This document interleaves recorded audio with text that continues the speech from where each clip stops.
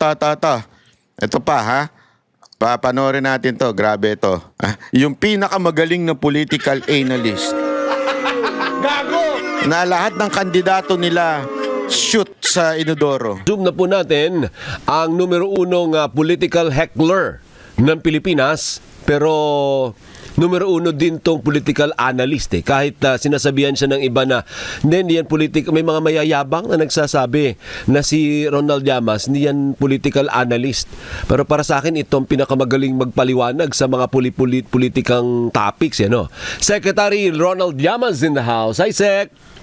Alam mo, Alvin, hindi siya magaling magpaliwanag. Nagkataon lang kasi pareho kayo ng kulay. Alam naman natin kayong ABS-CBN, lahat kayo dyan, pare-pareho kayo ng kulay. Kasi galit na galit kayo sa mga Duterte dahil natanggalan ng trabaho yung mga kasamahan ninyo. Bumabawi kayo Lahat ng mga tono ng mga political, mga commentator dyan, iisa Galit kay Marcoleta, galit sa mga Duterte, obvious na obvious. Magandang umaga, Alvin. No? Salamat naman sa iyong magandang introduction. Siyempre. Sure, if I deserve it. Siyempre, marami na naman kukontra. Personal ko yung naranasan. Bakit ba? Para sa akin, ikaw ang pinakamagaling. Magpaliwanag. Para sa akin naman, kayong dalawang tanga mag-uusap. Para sa akin yun Hindi ko sinasabing tanga kayo. Para sa akin, para kayong tanga pareho. May politika, yung alam mo yun, yung may yung arok, yung carry, yung kayang sabayan ng ordinaryong mamamayan. Secretary, anong basa mo? Nagdeklara na si Vice President Sara Duterte na tatakbo siya sa pagka-presidente sa 2028. Well, una, hindi naman siya bago. Nagsabi na siya a couple of times before, a year ago, more than a year ago, na siya ay interesadong tumakbo sa 2028. Isa sa dahilan yan kung bakit mataas yung kanyang survey.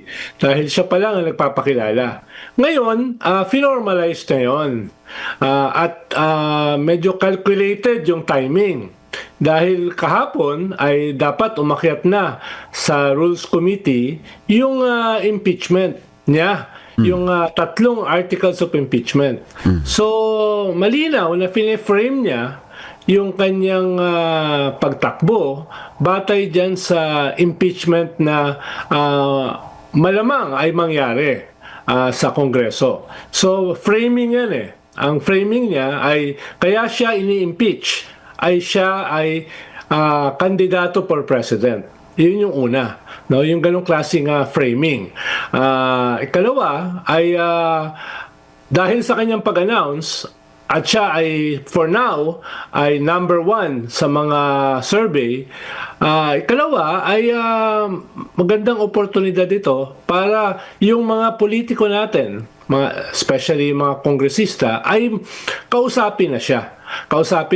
Ay medyo magdalawa o tatlong isip para pumirma dito sa kanyang impeachment. No? So, ibig sabihin parang babala ito, parang warning ito, Sec? Yes, sa mga congressman at mga mambabatas na parang, sige. Warning at negosasyon na sumama na kayo sa akin. Huwag kayong pumirma dyan sa impeachment. Tatakbo akong presidente at kung ako ay manalo, ay delikado ang inyong posisyon. Katlo ay katulad ng sinabi ko kanina, makakatulong ito para magkaroon siya ng bump sa survey na finormalize na niya yung kanyang pagtakbo. So malamang yung susunod na survey, inaasahan niya na siya ay magkakaroon ng bump dito. Dahil alam naman niya ng mga survey firms ikaw ay magkakaroon ng pagtaas o bump kung i-announce mo na ikaw ay tatakbo. No? So yun yung tatlong dahilan. Tingin ko in terms of framing para dito sa kanyang kandidatura. So yan ba'y magkakaroon ng epekto sa mga mambabatas naman, sa mga congressmen specifically, para hindi magtagumpay ang impeachment laban sa kanya? Posible dahil just a few months ago ay may mga tao na siya na kumakausap sa mga kongresista na all is forgiven, all is forgotten. Yung inyong mga banat sa akin nitong nakaraang mga taon, especially last year, yung pagpirma nyo sa impeachment last year, marami yun Kailan niya sinabi yan? Napakasinungaling nito. Alam mo, ilang beses na ito nag-quote ng mali-mali. Ano to, may problema ba sa tenga tong si Llamas? May problema na nga sa ngipin, may problema pa sa tenga. Gago! Parang wala naman ata ako narinig na ganun. O ini-imply si BP Sara Duterte na all are forgiven. Halatang hindi kilala si BP Sara Duterte. Sorry ha, halatang hindi mo kilala yun. Alvin, mga 260 yung pumirma, ay makakalimutan ko na at forgiven na yan kung hindi kayo pipirma sa impeachment ngayon. Oh. So may ganong hugot. Sinong emisaryo niya?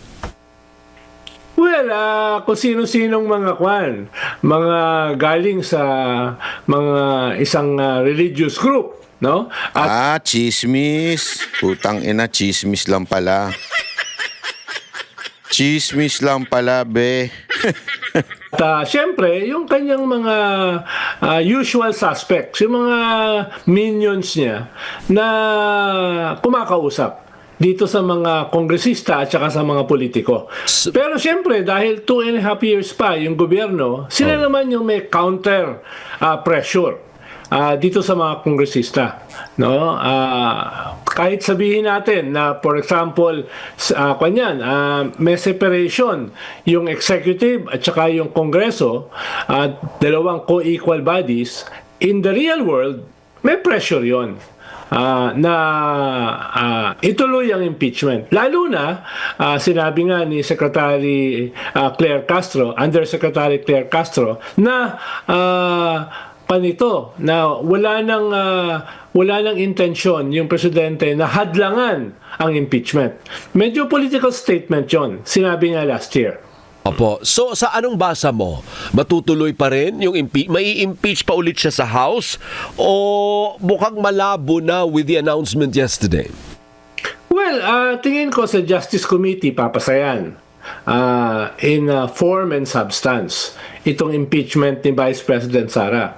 Tingin ko sa plenary, Kongreso, may tsansa na yan ay pumasa. Hindi yung 260 na pumirma last year, pero yung 1/3, yung 105, 106, tingin ko yun ay kayang maabot. At doon siya kinakabahan. Kaya finiframe niya ito, dinidikit niya sa impeachment. At ikatlo, sa Senado, tingin ko doon yung major battle. Dahil doon kasi kinakailangan 2/3. Yeah. Kaya tingin ko doon medyo intense ang negosasyon. Ang sinasabi ng mga senador ay walang kinalaman yung dynamics sa Senado dito sa impeachment, no? Pero in the real world, again, ay medyo hindi totoo 'yon, no? Halimbawa, posible na mga miyembro ng minority ay kinakausap na para dyan sa impeachment, no? Siyempre, quid pro quo yan. Ano ba ang iyong pressure point? Ano ba ang iyong gusto? Kaya magugulat ka, medyo in spite dun sa napakaraming expose, napakaraming testigo, napakaraming state witness laban sa mga ilang senador, ay parang wala pang nangyayari. Doon Boring mo? Gago! Totoo naman eh. Ang boring niya eh. Di ba? Tapos magaling daw na political analyst yan, hayop. Hindi kasi sabi ni Alvin, yung host, sabi kahit daw talagang napapaliwanag sa masang-masa, walang manunood dyan. Sasabihin ko na sa'yo, walang manunood dyan. Una, ang bobo na ng analogy niya. Galing pa sa chismis. Tapos, Halatang yung kulay niya, dugot, balat ng mga dilawan. Walang manunood dyan. Kayo lang nanonood eh. Totoo lang, kayo lang nanonood. Oh. Kami ang boses ng masa, hindi natatakot. Katotohanan lang, di kami nalulunod. Walang bahid ng sismis, lahat ay totoo. Kahit sino ka pa, pag mali ka babanatan ka. Walang pinipili kulay, wala kaming kinikilingan.